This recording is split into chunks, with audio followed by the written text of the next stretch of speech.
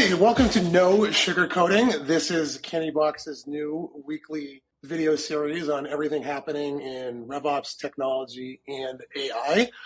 I'm here with Kathryn, the founder of Candybox, and I'm Mark. I'm one of the lead operators here.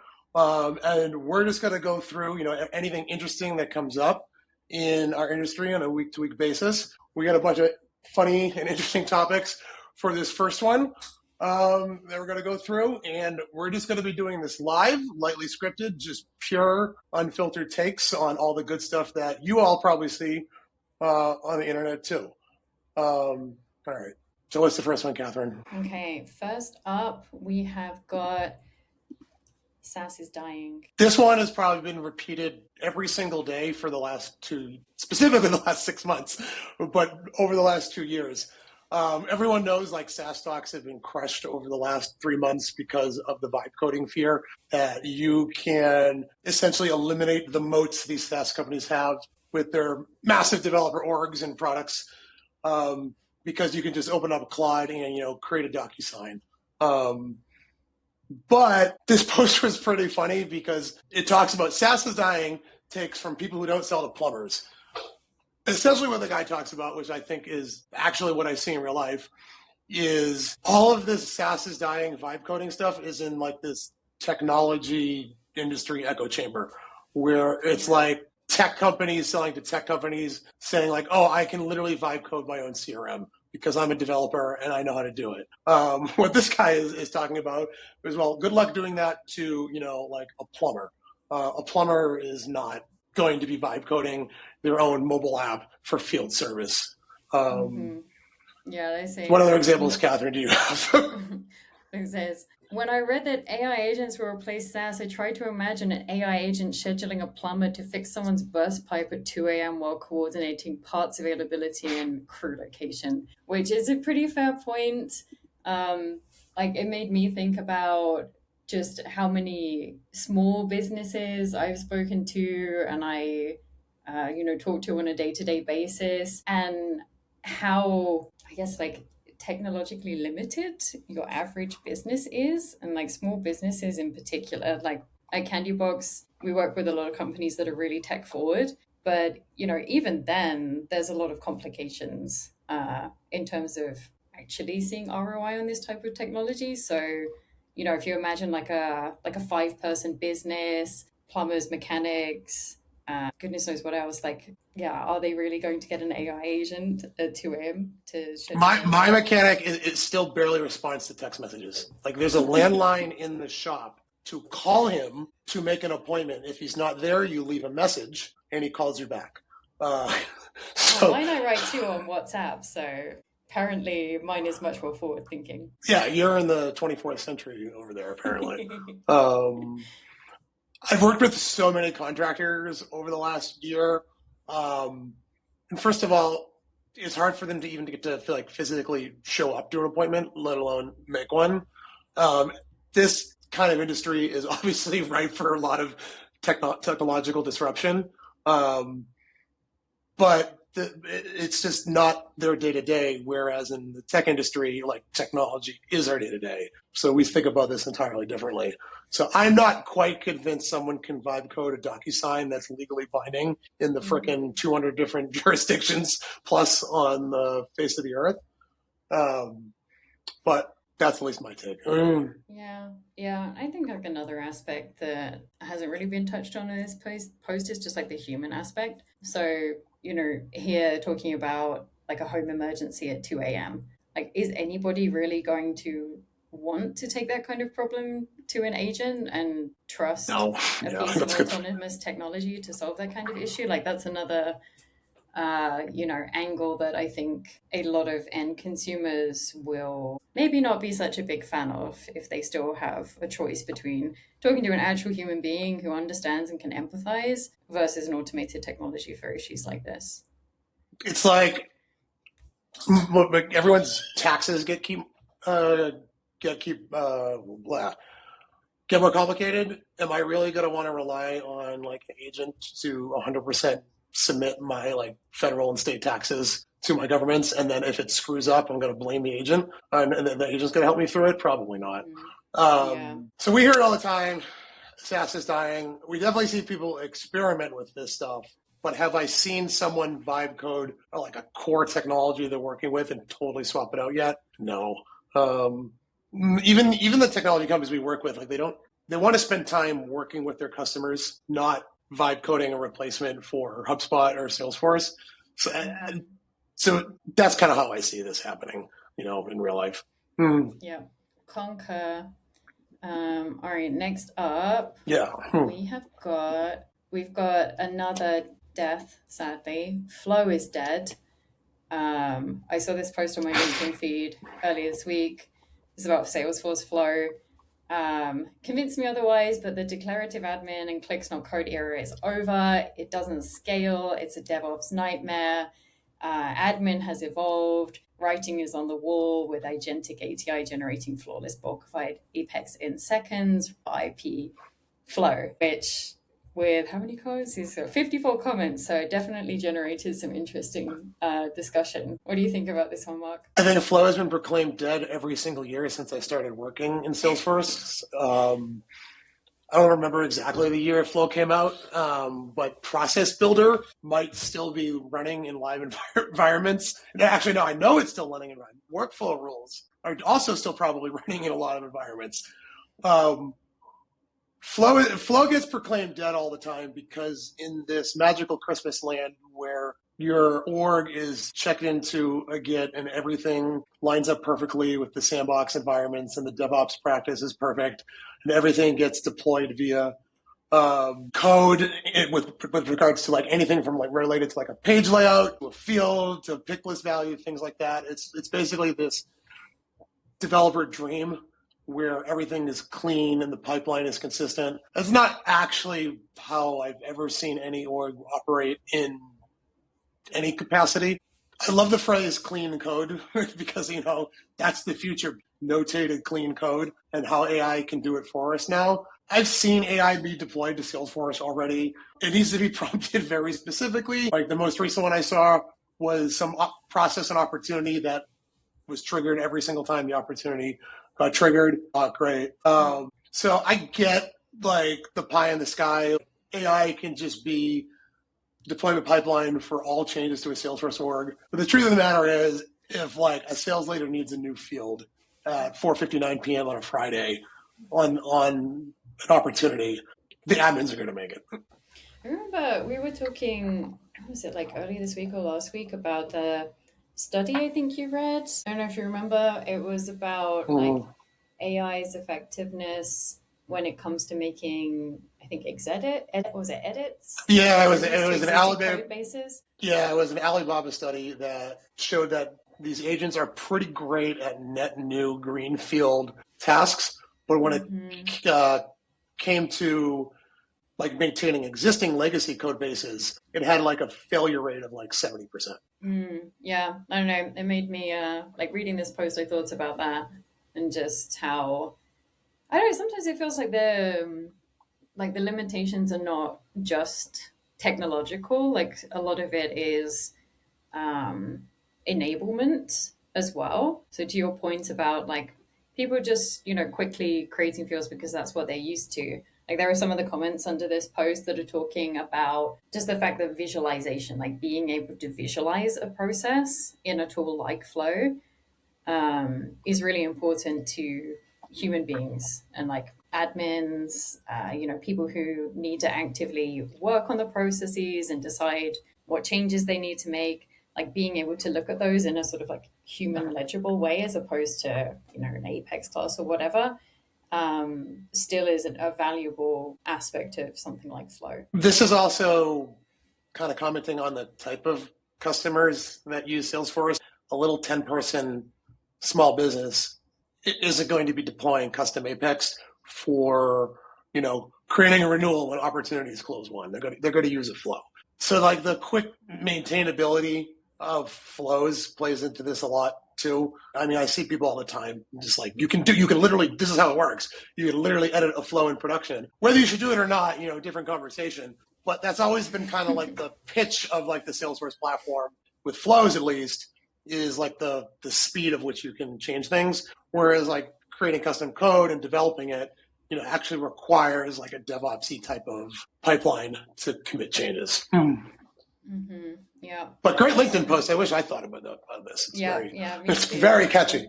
Yeah, I agree. And I think it's sparked a really interesting discussion as well, like whatever your stance is on Flow's current status and viability.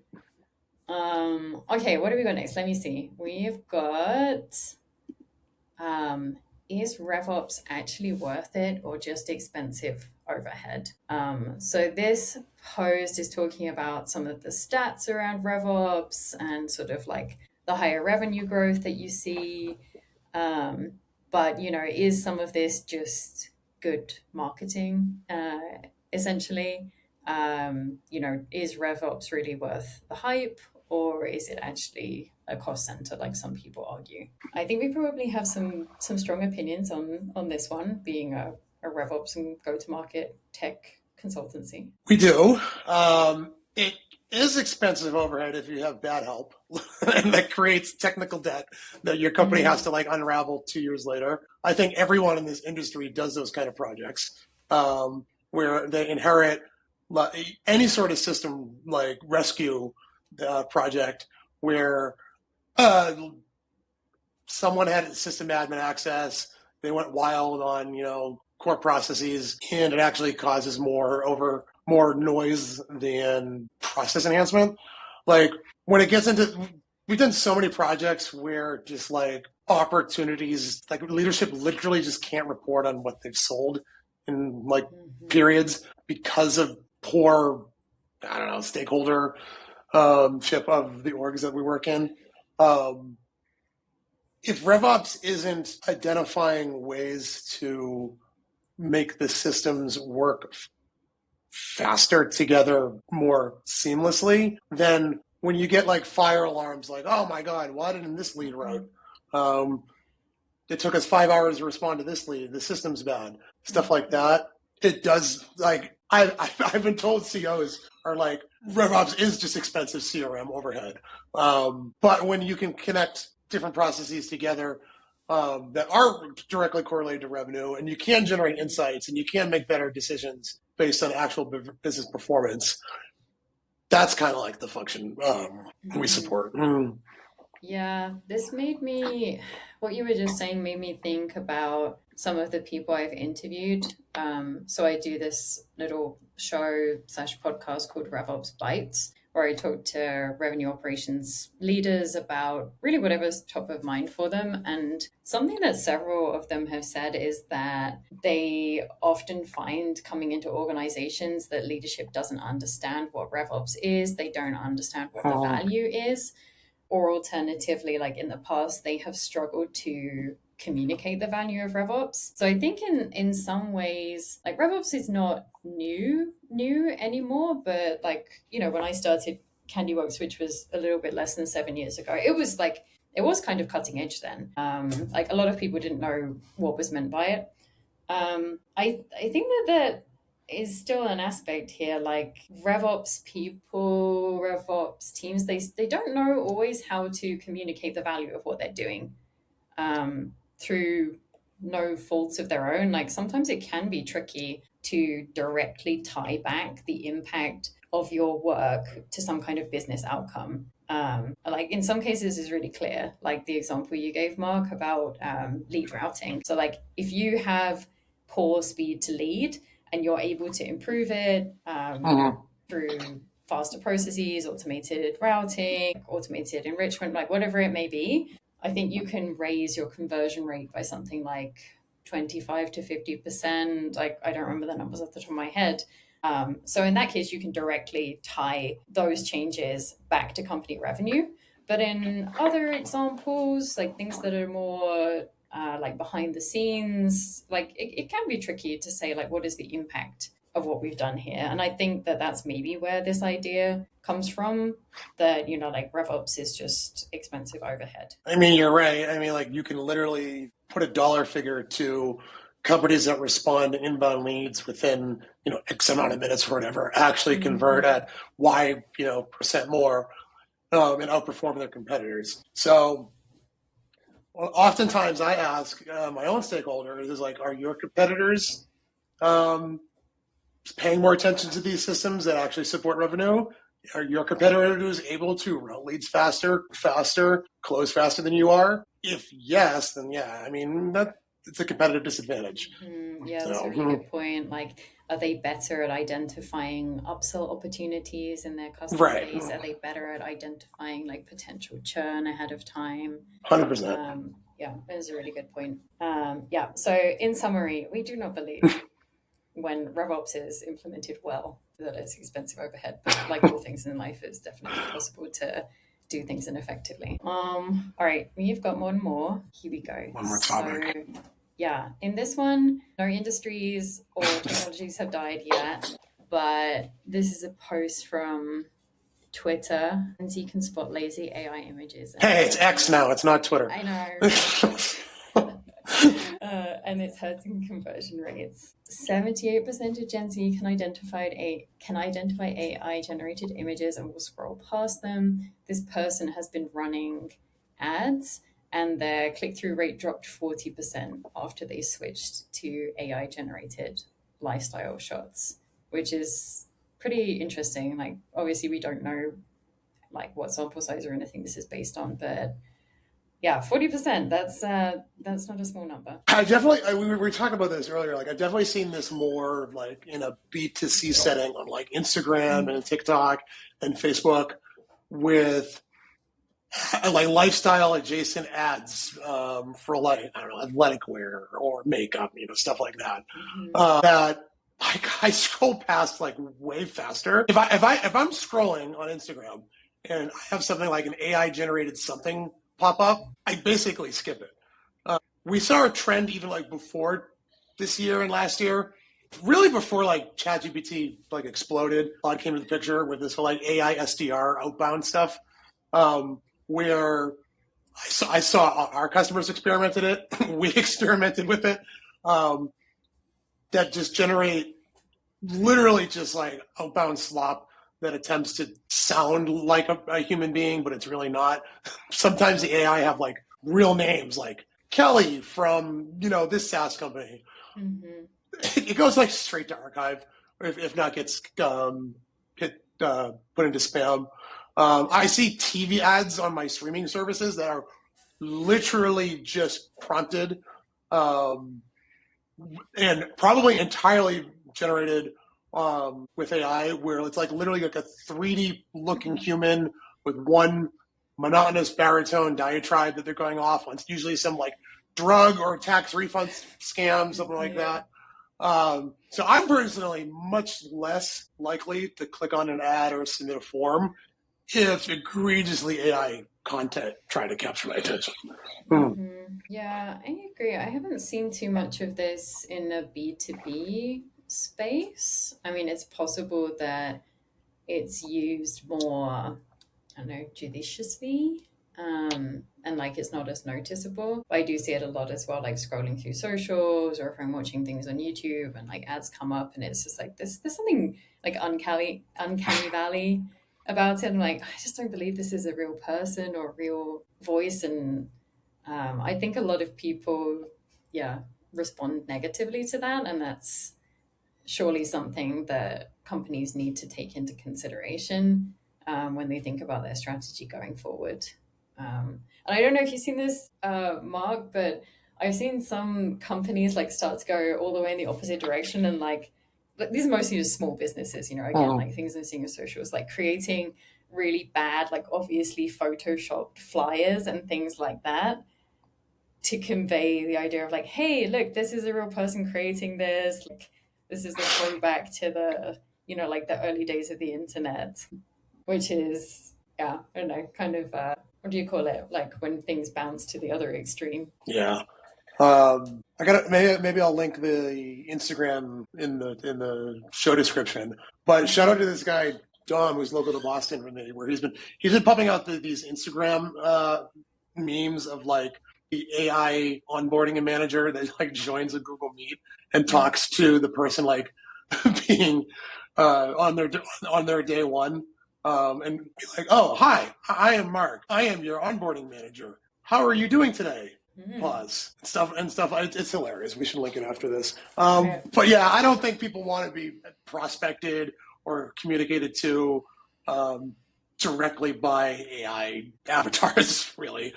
So Yeah. And then the industry as well, like the industry we're in, which is like RevOps, B2B tech, SaaS. There's also been this revival recently for like in-person events. yeah, So I think that that's tied.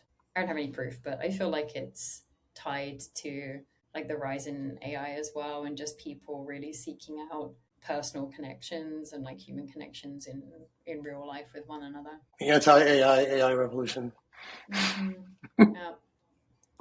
Well, that's all I got for you, Mark. These are our hot takes of the week. That's our show for this week. We'll be back next with whatever happens. That's our thoughts. If any listeners have got any great hot takes they want to send our way, please feel free to do so, and we'll give our clearly very educated opinions on them. Thanks, everybody.